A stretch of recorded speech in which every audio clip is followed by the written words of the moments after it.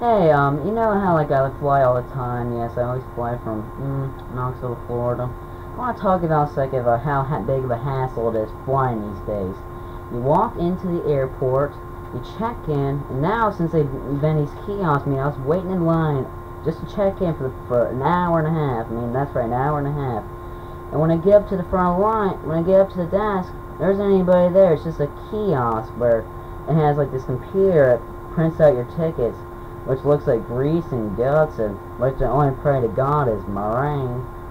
So I print out this ticket. I'm sitting in first class here because my plane is broken. When my plane's broken, my friends do not give a shit. They're like, oh, poor baby. Is your plane broken? You have to take a commercial flight like every fucking buddy else. But my wife, Hannah, hates flying.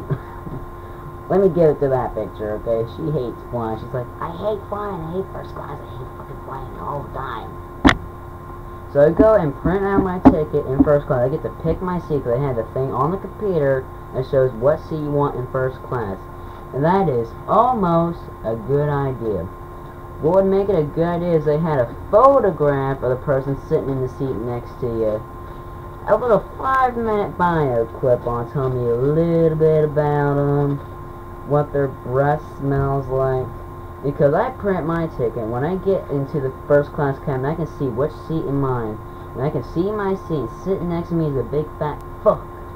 And I know I'm chubby, but I'm not a big fat fuck. This guy was a big fat fuck.